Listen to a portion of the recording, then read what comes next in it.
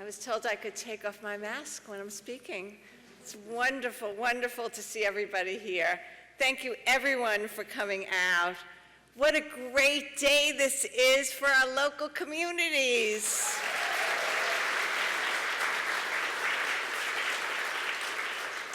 Thank you, everyone here who has supported this initiative. And I want to recognize a long and very esteemed group of people. Rosanna Rosado, the Secretary of State. Hope Knight, President and CEO of Empire State Development. Senator Elijah Reichlin-Melnick. Senator James Skoufis. Assemblywoman Sandy Galoff. Assemblyman Ken Zabrowski. Mayor Rika Levin, Village of Ossining. Yay! Mayor Michael Kohut, Village of Haverstraw. Yay! Supervisor Dana Levenberg, Town of Ossining. All other elected officials here with us today. We hope we didn't leave anyone out, but welcome everybody. And I want to introduce my colleagues at the Mid-Hudson Regional Economic Development Council members, my good friend and colleague, Al Samuels, President and CEO of the Rockland Business Association. Tom Carey, President, Westchester Putnam Central Labor Council. Oh, there you are, Tom. Jonathan Drapkin, President and CEO, Hudson Valley Pattern for Progress. Sue Gary, Senior Vice President, Westchester Medical, WMC Health. Kimberly Jacobs, former Executive Director, Community Capital, New York. Ned Sullivan, President of Scenic Hudson. James Taylor, President and CEO, Taylor Biomass Energy, LLC.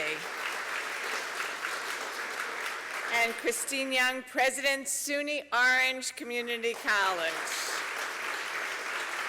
And all of our other economic development partners from around the region, as well as community organizations and community leaders who are here with us today.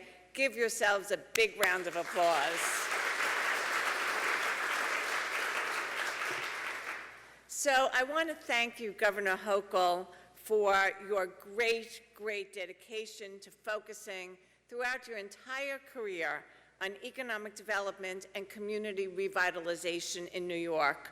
I've had the honor of working with the governor for a long time now, when she was overseeing the regional economic development councils. So I know her commitment to improving New York and ensuring that we leave our state better for future generations. You've been a steadfast supporter of projects that positively change the landscape of our great state. Her vision for New York is so bold, and I'm thrilled to be working alongside her as we enact this vision. And we are so lucky to have a governor with, again, a bold and strong vision, a governor who knows that the future of our state depends on the actions that we all take today, on the infrastructure we build and the changes that we undertake. Under her leadership, we will bring about real, lasting change in New York. This is a testament to her vision for New York, and these investments will build on her infrastructure, foresight, and vision. She is, Governor Kathy Hochul is a fighter. She's a visionary, she's a doer, and we are so fortunate to have you, Governor, as our leader. Please give a warm welcome to the 57th Governor of the State of New York, Kathy Hochul.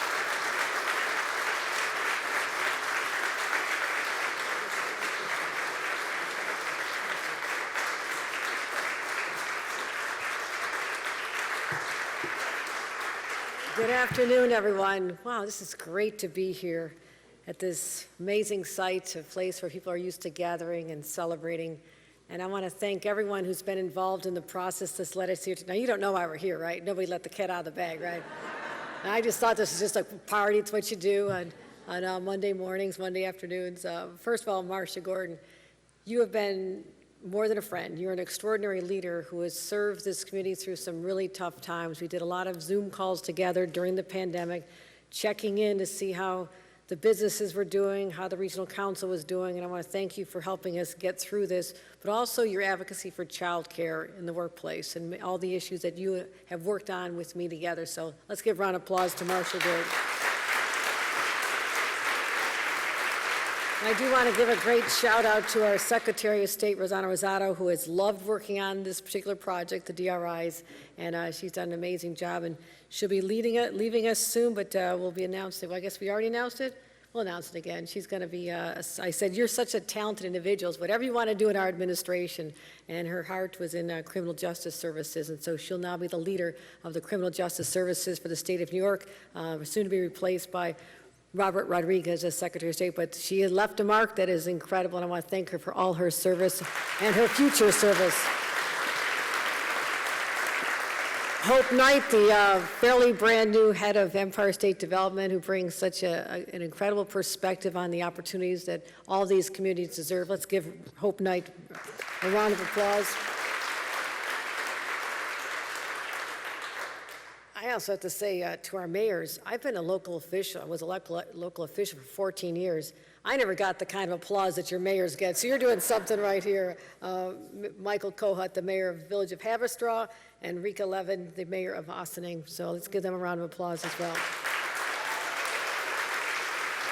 And we are here our senators are here. Elijah Recklin-Melnick, I want to thank him for his friendship, the advice he gives when we talk a lot on the phone, and I thank you for that as well. Also, Assemblymember Sandy Galiff is here, another great friend, Ken Zabrowski. We talked recently, I think even yesterday, and Senator James Skoufis. Let's give them a round of applause for what they do. Well, it's the first time we've combined two communities to have an announcement. Maybe it's because I've got a lot on my schedule these days, and I wanted to make sure that we gave a lot of love to our communities and not just put this out as a paper press release.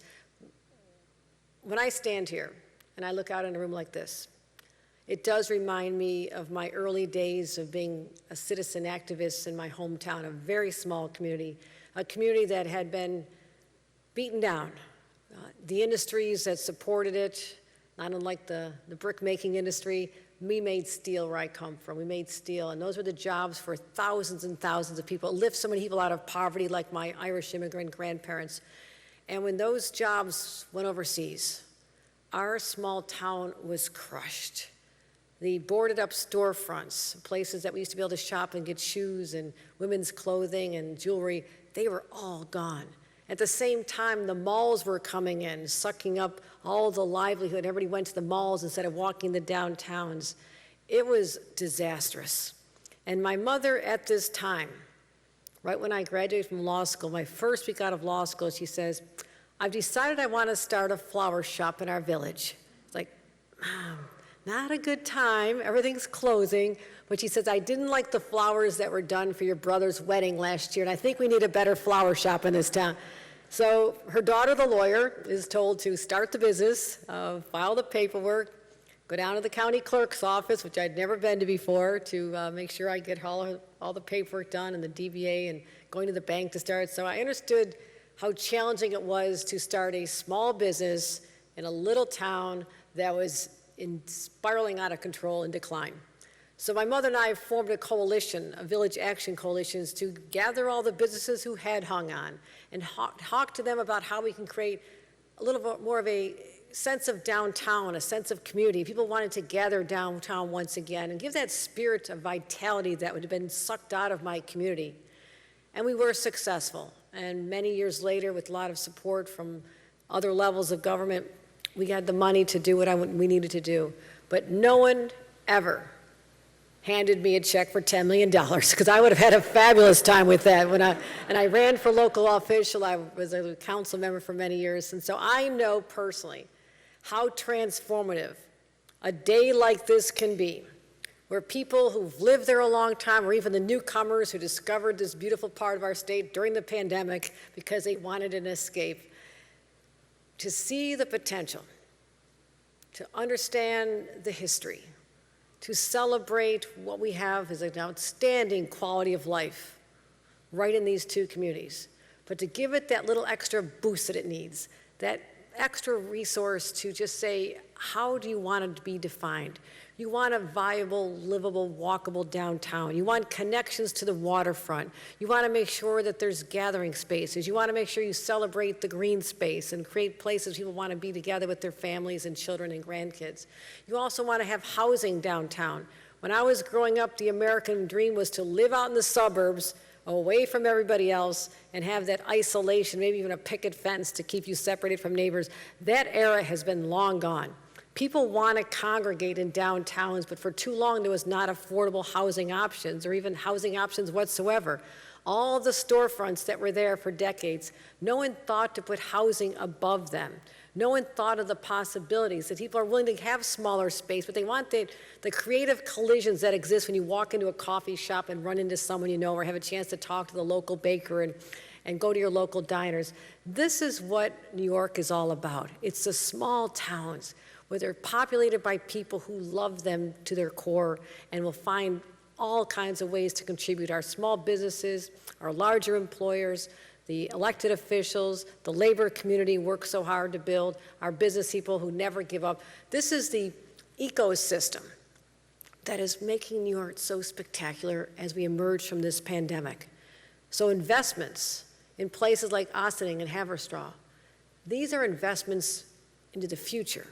But most importantly, and I thank the members of the Regional Economic Development Council, you've worked so hard, many of you from the very beginning, and you see countless proposals come before you, but all of a sudden you say, yes, yes, that hit it. That's exactly what we're talking about. That's how the money can be used to give a comeback story to every one of these communities, because every community matters. And what we're going to do is, I was starting to say, no longer is the era of Albany dictating your destiny, because I was on the receiving end of that for a long time. Ask anybody at the Thruway Authority, the DOT, the DC. I battled everybody because I really thought that there was a disconnect between state government and the local government. When I took office exactly 3 months ago today, I said that era is over. I understand how important our local communities are. I understand the values of small villages and towns, and what they need to do is be liberated to do what they do best. Give them the resources. Let their community members come up with their vision, not a vision driven by Albany, a vision driven by the local people who love their community. That's what this is all about, and that's why both of your communities have won $10 million each.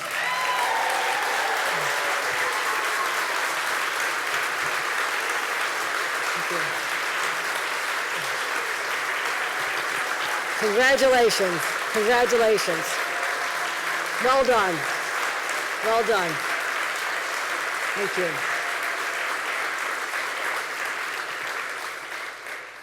Going forth, you'll be working together to put forth the projects. I know a lot of communities say they'll put forth maybe $15, $17 million worth of projects. Go for it, it's still not going above 10 right now, okay. But tell us the ones you believe in the most. We take some time to evaluate them, then we'll be coming forth and announcing the specific projects that you recommend that we have the resources to fund. So I look forward to returning many times for the groundbreakings, the ribbon cuttings, and all the signs that say these communities matter, and they are roaring back during this pandemic. So congratulations to everyone involved in it. Thank you.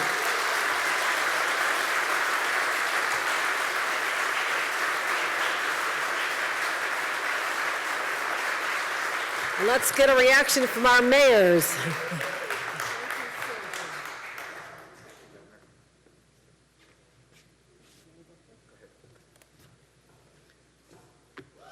Welcome to Ossining, everybody. I am so thrilled. Many of you know me, I'm never short for words, but today is a little different. I'm so overwhelmed. Governor, we thank you so much for being here. Not your first time. Been here many times, so thank you. Thank you to my new friends who are here with us to the new mayor that I met today, not new, but I met you today, and Haverstraw, and everybody that was involved in doing all this. This is a week of gratitude, so I'll keep it short. I want to thank our village staff who really dropped everything in order to make sure that we get this done. You may not have felt that they dropped it because they're so good at their job that they kept going with what they were working on. This facility is one of the initiatives we're looking to benefit from this $10 million plus dollars. I heard what you said. It's okay. I want to thank Karen Diatori, who is our everyday COO, for everything that she's done. Front and center of my heart, the board, the teams that work on this, because I've said this before, no individual can make these things happen. The teams of all of the people in Ossining are here today who have worked to really articulate what we've all known. What we talked about a little bit in the back. This is a wonderful community. My husband and I chose to live here, raise our children. They were born here. I love this community. I'm going to see you for all the groundbreaking and all the things that are shovel-ready. And to the folks from Haverstraw, welcome. If you want to move here and be here, you're always welcome to come, spend your money, go back on the ferry. It's all good. I want to thank my board, all the staff, the chiefs of both the fire department, the superintendent, the police department, everybody else. And I am just so grateful on this week of Thanksgiving for all that you have done for us, for being here. Villages get so overlooked that I cannot top anything you've said, because everything you said spoke to my heart. It's why we moved to a village like this, why we're staying here. I do want to thank my husband, Judge Mark Reisman, who hasn't seen me for the past 4 weeks, and the board of trustees who are always on my team, always working together. Thank you all, and congratulations to you as well.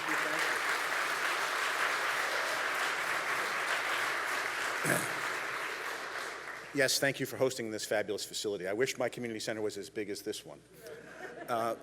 Governor Hochul, I just wanted to say that hearing what you said was so important, and knowing that you come from a background of small government before you made your way up. I think you said you served 14 years at local level. I'm in my 14th year, so maybe I'm going someplace.